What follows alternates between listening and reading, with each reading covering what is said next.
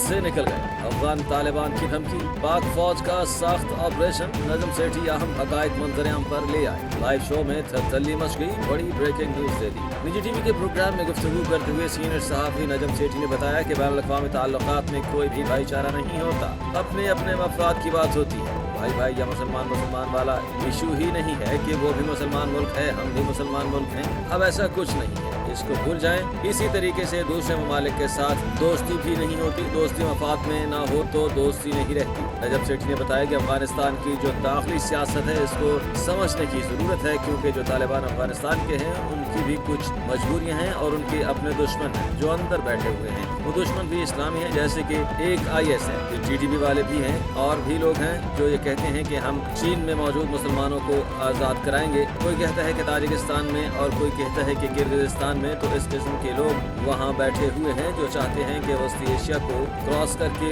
रूस पर हमला किया जाए। पुलिस ने सैफ अली खान के हमला आवर को कैसे पकड़ा, मुकम्मल कहानी।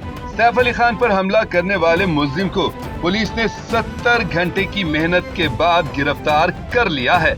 हमले के मुल्जिम का नाम शरीफुल इस्लाम बताया जाता है, लेकिन क्या आप जानते हैं कि पुलिस ने उसे कैसे गिरफ्तार किया? किन चीजों से मुल्जिम के बारे में पुलिस को सुराग मिले? गूगल पे के जरिए पराठा और पानी की बोतल की अदायगी मुंबई पुलिस के लिए एक अहम सुराग साबित हुई, जिसकी वजह से उन्होंने मोहम्मद शरीफुल इस्लाम को पकड़ लिया।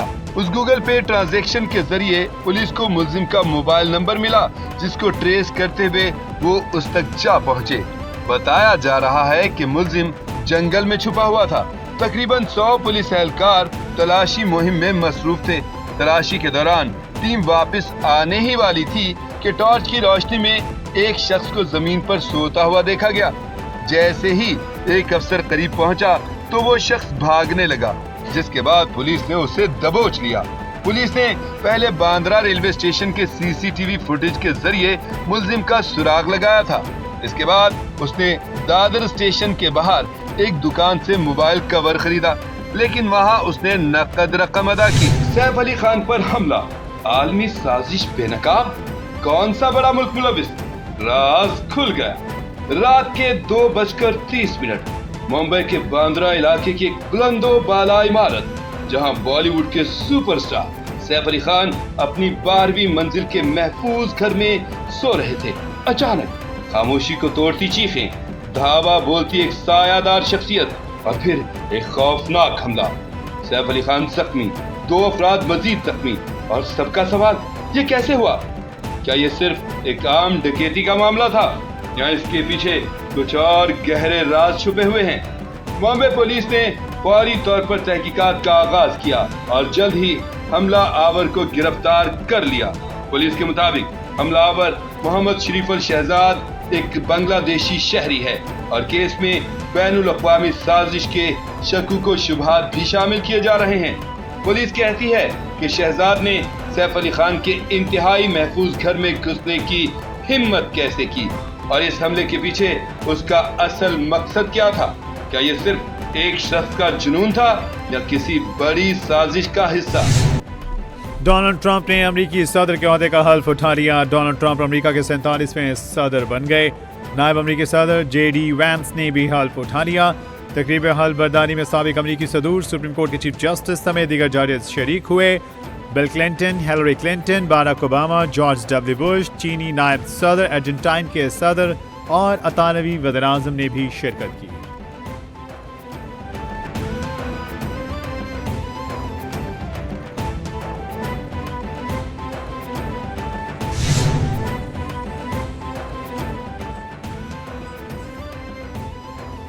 अमेरिकी सदर डोनाल्ड ट्रंप का कहना है कि अमेरिका के सुनहरी दौर का अब आगाज हो गया। अमेरिका से सियासी एस्टैब्लिशमेंट का कब्जा खत्म करेंगे। आज के बाद हमारा मुल्क तरक्की करेगा और दुनिया भर में इज्जत से देखा जाएगा।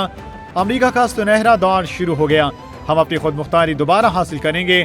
हमारी कौम तरक्की करेगी और भरपूर फायदा उठाएगी। मुल्क की सरहदों का तहफ़्फ़ुज़ हर कीमत पर यकीनी बनाएंगे। कुछ अर्सा पहले मुझ पर हमला किया गया। मुझे खुदा ने अमेरिका को अजीम बनाने के लिए महफूज रखा।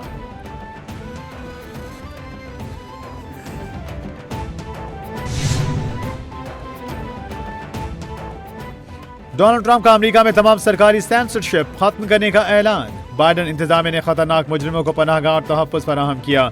दहशतगर्द ग्रुपों के खिलाफ अमरीकी फौज इस्तेमाल करेंगे। ये सब कुछ आज से बदल जाएगा और बहुत जल्द तब्दील होता नजर भी आएगा। हम पैनामा कैनाल वापस लेंगे। तमाम गैर कानूनी तारकीन वतन को आज से वापस भेजना शुरू कर देंगे। अमरीकी सदर डोनाल्ड ट्रंप का हल्फ उठाने के बाद खिताब।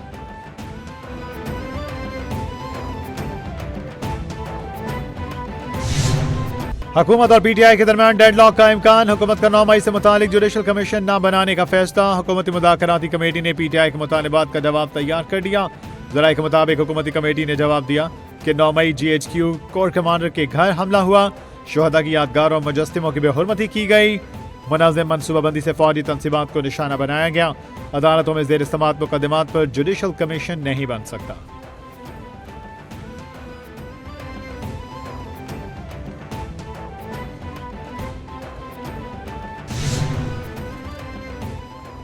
बैरिस्टर गौहर कहते हैं हुकूमत के साथ मुज़ाकरात जारी रखना चाहते हैं। अमन अमान की सूरत हाल पर इशू नहीं खड़ा करना चाहते। सेनेटर इरफान सिद्दीकी हुकूमती कमेटी के तर्जुमान हैं। इरफान सिद्दीकी के लिए मुनासिब नहीं कि वो मुज़ाकरात को तातुल का शिकार करें। बानी पीटीआई ने कहा 1 हफ्ते में कमीशन ना बना तो चौथी मीटिंग नहीं होगी। हुकूमत का इंतजार कर रहे हैं, देखते हैं वो क्या करते हैं। बात आगे बढ़ाने के लिए जल्दबाजी की बजाय तहम्मुल से काम लेना होगा।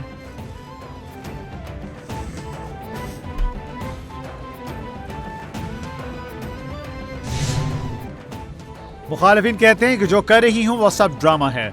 मुखालिफिन कुछ भी कहें, खिदमत का सिलसिला रुकेगा नहीं। मुखालिफिन को समझ ही नहीं आ रहा कि हो क्या रहा है। उनके पास झूठ के सिवा कुछ नहीं।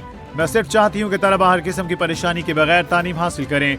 हम मेट्रो मोटरवे बनाते हैं, ये कहते हैं सब जला दो। पाकिस्तान हमारी रेड लाइन है। इनका पंजाब पर हमला करना अफसोसनाक है। मरीम नवाज का डीजी खान में तकरीब से खिताब।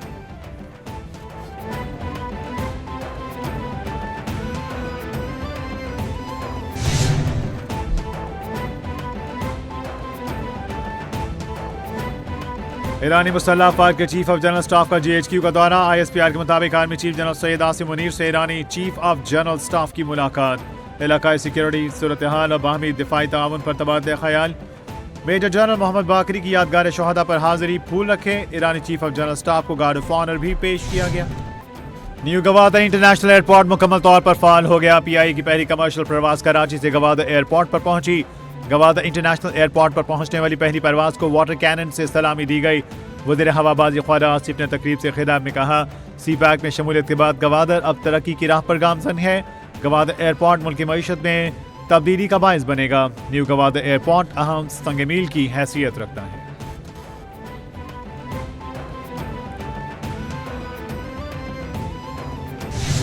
वफाकी हुकूमत का 8 फरवरी को यौम तामीर और तरक्की मनाने का ऐलान। अता तारड़ कहते हैं 8 फरवरी को मुल्क भर में तामीर और तरक्की का आगाज होगा। सियासत समेत हर जगह स्पोर्ट्समैन स्पिरिट का मुजाहिरा होना चाहिए। मुआशी मैदान में अच्छी खबरें आ रही हैं। मुल्क में खेलों को फरोग दिया जाएगा। खुश नसीबी है कि चैंपियंस ट्रॉफी मुल्क में होने जा रही है। दुनिया की बेहतरीन टीमें मुल्क में आकर अपना खेल पेश करेंगी। इस मामले में PCB और मोहसिन नकवी की काविश है।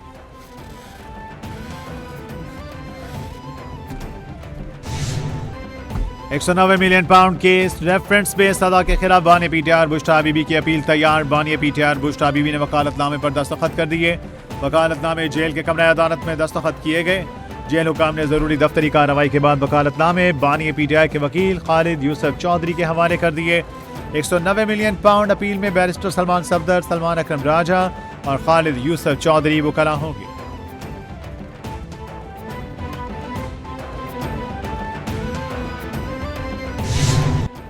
सेनेटर इरफान सिद्दीकी कहते हैं अलकादिर यूनिवर्सिटी के लिए ट्रस्ट का वजूद ही नहीं। ये सारी ज़मीन अब किसी ट्रस्ट का हिस्सा नहीं। बताएं अलकादिर ट्रस्ट के लिए ज़मीन किस बुनियाद पर दी गई। सैकड़ों केनाल अराजी किसी ट्रस्ट की नहीं, बानी PTI और अहलिया के नाम है। मुल्क में कहीं भी मदारिस को बंद नहीं किया जा रहा। कोई इदारा दीनी तालीम दे रहा है तो उस पर एतराज़ नहीं हो सकता। मुल्क में 20,000 से ज़ायद मदारिस रजिस्टर्ड हैं, किसी को बंद नहीं किया गया।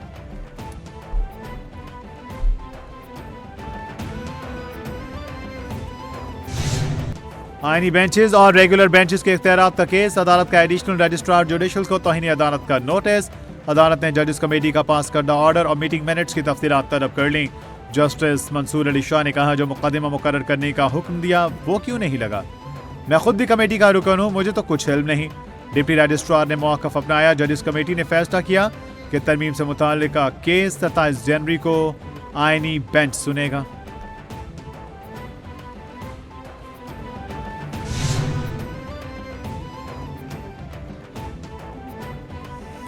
आदिल बाज़ाई को डीसीट किए जाने का इलेक्शन कमीशन का फैसला कलअदम करार देने का तहरीरी फैसला जारी। जस्टिस मंसूर अली शाह ने 18 सिफात पर मुश्तमिल फैसला तहरीर किया। फैसले में लिखा गया, अदालती हिदायत के बावजूद इलेक्शन कमीशन ऐसा रवैया अपनाता है जो इसके आईनी फराइज से मुताबिकत नहीं रखता। इलेक्शन कमीशन समझता है कि इसे दूसरे आईनी इदारों और वोट के बुनियादी हक को नजरअंदाज करने का इख्तियार हासिल है। इलेक्शन कमीशन को जमहूरियत का गैर जानिबदार मुहाफिज रहना चाहिए।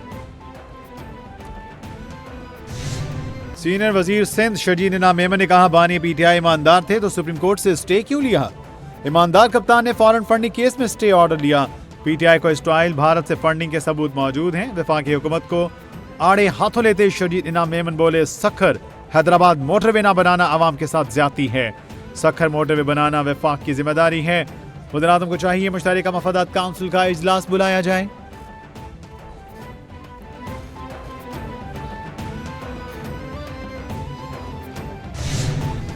सीनियर सूबाई वजीर मरियम औरंगजेब का पंजाब असेंबली में इजहार ख्याल, कहा माहौल को आलूदगी से बचाने के लिए भट्टों को ज़िग-ज़ैग टेक्नोलॉजी के लिए बिला सूद कर्जे दिए जा रहे हैं। पंजाब में तारीख में पहली बार तमाम भट्टों की रीमैपिंग मुकम्मल कर दी गई। ज़िग-ज़ैग टेक्नोलॉजी पर मुंतकिल न होने वाले भट्टों को मिसमार किया गया।